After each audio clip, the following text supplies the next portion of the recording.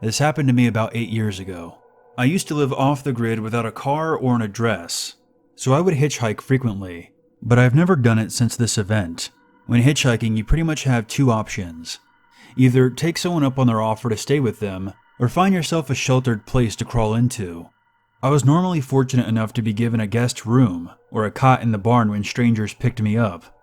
There was this one time where I was on the road for 6 days straight, and every single night I was lucky enough to score a different bed. I think when you hitchhike, you shouldn't have a fixed schedule or route. It's much more pleasant just to drift in the direction that the locals are willing to take you, and appreciate the journey as day by day you get a bit closer to your destination. On the 7th day, my luck ran out. No one was willing to pick me up as the day wore on, and right as the sun started to set, I wandered off the side of the road and into the woods. It's never a good idea to sleep out in the open. The police will bother you. If not, drunk strangers might. The trees will also give you cover from the wind and rain. I set up the tent and gathered wood for a small fire. My camp was just a few steps from the meadow that bordered the forest, not too deep inside the woods. I settled down and got comfortable, and tried to read with my flashlight. The wood was too wet, and the fire produced more smoke than warmth. I read 3 pages when I heard heavy footsteps somewhere behind me. Branches breaking. Heavy, soft steps. Shit. Bear. I was up on my feet with the flashlight in my left hand, and a thick stick in my right. I stood and listened for about 5 minutes, cautiously casting the flashlight from tree to tree, but the noise had stopped. I knew shouting kept bears away. Making yourself seem large and loud normally prevented them from getting too close. I shouted from the depths of my lungs. Instantly the footsteps returned. This time they were even louder, heavier and faster. They came towards me from somewhere to the left. My flashlight was searching for the source, but I was unable to locate anything. Suddenly I saw a large dark body moving towards me. It flicked from one side to the other, rushing through the trees. A huge stag jumped out so close to me that I felt the warm air of its body brush against my arm. It ran past my tent, and seconds later it disappeared again between the trees. For a few more minutes, I combed the area where the stag had come from. I wondered whether it was my shout that upset it, or rather there might have been something chasing it. Too shaken to go back to my reading, I left my small collection of food in a plastic bag outside my tent. Then I crawled inside, pulled the zipper shut, and made sure my knife was next to me as I closed my eyes. I had nightmares the whole night. These awful nightmares. Nightmares of someone chasing me. Nightmares of someone catching me. Nightmares of someone cutting me open. I woke up at 5 a.m. Birds were already singing. Through the thin plastic of the tent, I saw the morning light. The uneven ground under the tent was uncomfortable. There was hard lumps of soil under the plastic, but I was positive that I had cleared the space before setting up the tent. For another half hour, I tried to return to sleep, but there was a rustling outside the tent. It was some animal rummaging through the undergrowth and shaking the leaves. Then something struck my tent. There came a loud moan. I sat up and opened my pocket knife. The movement continued, more vigorously and loudly. Something was hitting the ground over and over again. I was so focused on the stirring outside that I neglected to notice the movement happening underneath the tent, until a lump protruded from under the tent next to my leg. The lump stopped, shrunk a bit, and moved slowly under the plastic to my other leg. I quickly pulled my leg away and unzipped the tent. There was a fawn on the ground right next to my food bag. Its head was facing my direction. It was making this god-awful huffing noise. I hesitated, uncertain as to why the fawn was struggling to get up. I looked around, but I couldn't see its mother. I got on my feet to sneak away, and I suddenly gasped. There were 2 gray hands around the fawn's neck. The filthy, hairy arms seemed to be coming right out of the ground, and I noticed that there was another hand holding its hind legs. The tent behind me shook just slightly enough to make me understand. I jumped away just before a hand appeared from under the tent, and it disappeared back under the soil. I ran as hard as I could towards the edge of the forest. I rushed through the trees and back onto the meadow. I then ran to the street, waving my arms in distress to passing cars, until one stopped and called the cops. I waited for a short eternity by the side of the road, frantic and pacing, wondering if I had been drugged or was having a mental breakdown. When the police arrived, I explained what I saw, but it was obvious that they didn't believe me. I led the officers back into the forest where we discovered that the fawn's body had been ripped into pieces.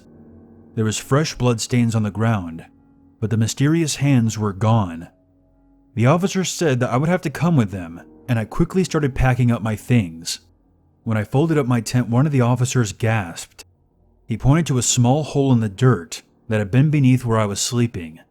Inside the hole was a round, smooth shape. We thought it was a branch at first, but upon closer inspection, it looked to be a human wrist. Later that day, they unearthed 3 dead bodies. I read the news articles later on.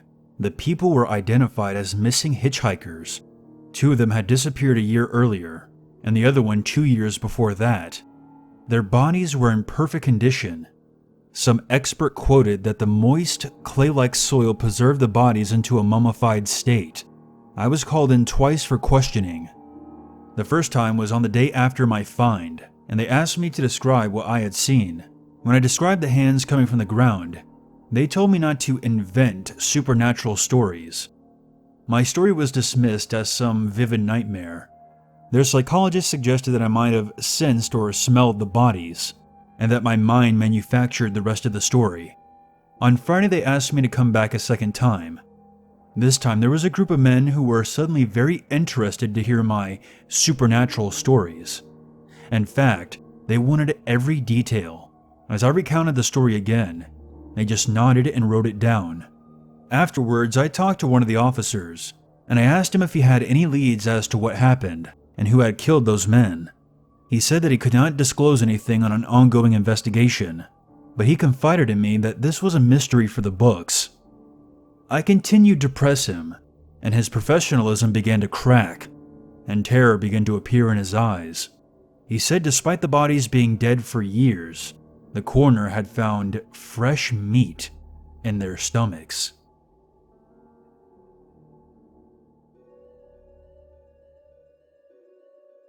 So have you ever started dating someone and felt like everything was going great, and you start to wonder if it's more than just a casual fling? Perhaps you found the person that you are meant to be with, but you don't want to get ahead of yourself. You want to be sure. Here's a foolproof way to figure out whether you'll work as a long-term couple. Go on a road trip. Not a 2-hour-long road trip. I'm talking a cross-country drive, one that you'll really have to plan ahead for. That much alone time in a confined space, dealing with the stress of traffic and navigation, having nothing but each other's company, by the end you'll know for sure whether or not the person sitting next to you is right for you. I'll give you a perfect example. Somehow I thought it would be a good idea to drive 1,000 miles across country with a girl that I have been dating for 2 months. We don't get to see each other often because of our jobs. For the first 90 minutes, everything went well. There was plenty to talk about. We were holding hands, singing to the radio together, causing each other to laugh uncontrollably. If the trip had been 2 hours long, we may still be together today. But something happened that started a disagreement, which turned into an argument. Traffic slowed down some, and I was starting to realize that I didn't have anything else to talk about with her. That's when she pointed up ahead. I glanced up and noticed that there was a middle-aged man in a suit walking down the road ahead of us, a forlorn look on his face, like he knew that he would never reach his destination. Look, that poor guy's hitchhiking. He's going to get caught in the rain. Let's give him a ride. We're on this same route for hours anyway. I didn't even know where to begin in explaining to her that wasn't a good idea. Let's see, no. We have no idea who he is or where he's going. He could pull a knife on us and leave us on the side of the road. He could have psychos chasing him who will shoot up our car. Her voice became hard and offended, like I had just abandoned a puppy on the side of the road or some shit. This guy could have been robbed. He could be desperate to get somewhere, maybe to see his wife or children, and who knows, he could be rich and offer us a reward. I'll take that chance, I said as we drove past him. You don't trust anyone, do you? You have no compassion. I'm just thinking about our safety, yours and mine. You've never seen The Hitcher? That man may be having the worst day of his life. Look, if it was your car, I would say fine, roll the dice. But I'm not going to be reckless enough to offer a complete stranger on the side of the road a lift. It's common sense. We argued for about 10 minutes, me trying to justify my decision, and her trying to guilt me into apologizing. Not that it ultimately mattered, as every second took us further away from the guy. It wasn't as if we would have a second chance to pick him up. At least, that's what I thought. Look! It's another one! She called out and pointed forward. I rolled my eyes in disbelief, but sure enough, there was a man in a suit walking backwards along the side of the road, looking more desperate and ashamed, as he frantically pointed with his thumb. He looked a little more weather-beaten and hungry than the first man, and his tie was hanging loose. Wait, is that the same guy? I actually slowed the car down as we approached, and sure enough, it appeared to be the exact same man, as impossible as that seemed. How did he get ahead of us? She asked, astonished and confused. I guess someone picked him up, passed us, and dropped him off, realizing that he was probably a psycho. We have to pick him up this time, she demanded. She started gesturing wildly at the man, but I slammed the gas and changed lanes, leaving the guy in the dust. My girlfriend shrieked in anger and slapped my shoulder. How could you? I felt myself upgrading from irritated to angry. Look, I'm not risking our lives for this guy. Something's not right about him. There's a difference between being generous and being stupid. That got the argument going. For the next hour, she was harsh and bitter towards me. Even when the topic of conversation changed to other things, she started criticizing my job and my car, and how my taste in music was a decade old. It was then I realized I had made a terrible mistake. While the sexual chemistry was strong, this girl and I had almost nothing in common, and we would spend every minute we weren't fooling around at each other's throats. So I began rehearsing in my mind how I would break up with her. We eventually drifted into an icy silence that continued long after the sun had set. She kept her eyes on the passenger side window, and I kept mine on the road. Both of us too stubborn to ask about stopping for food or finding a place to sleep. I just decided to keep driving until I needed gas. After about 40 minutes of driving in the dark, my headlights caught a man in the distance, walking along the side of the road, stumbling and limping as if he was injured. Oh, hell no, I muttered out loud. She saw him in the next moment. It's him again!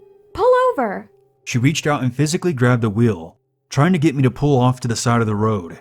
I slammed on the brakes, causing her to strike her head against the dashboard. I glanced up to see the guy staggering up the road towards us, waving his hands and screaming in desperation. His clothes were torn, and his face was thin. It looked like he hadn't eaten in days. I floored the gas pedal again, and swerved to avoid him. Once I was safely up the road, I pulled over and looked behind me. The guy was ignoring every other car on the road, and sprinting to catch up with us. That was the first moment that I was concerned that we were dealing with something paranormal. None of the other cars were acknowledging him at all. Could they even see him?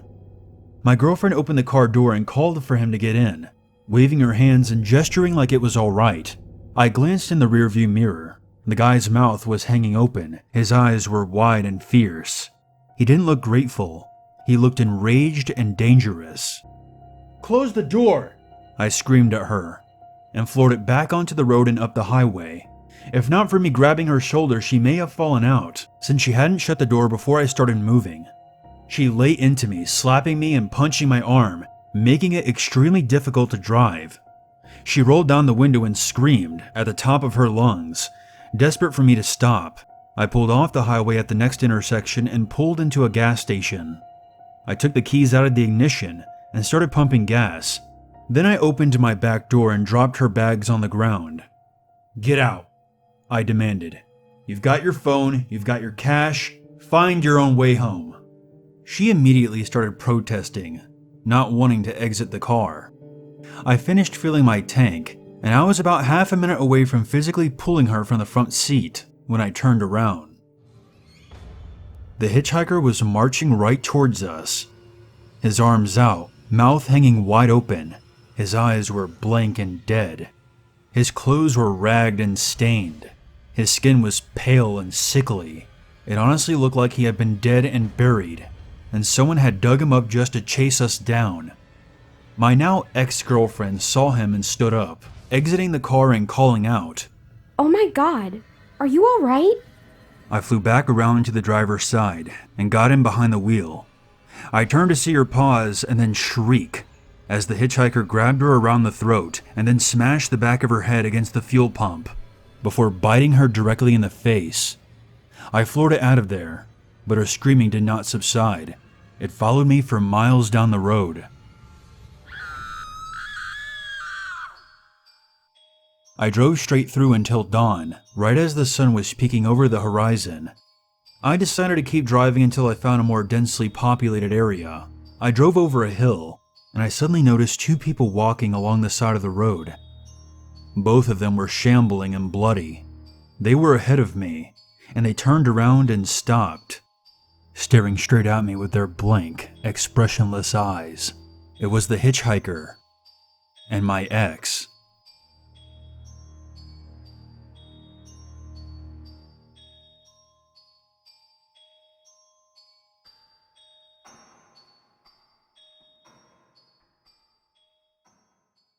There's always a reason to be afraid.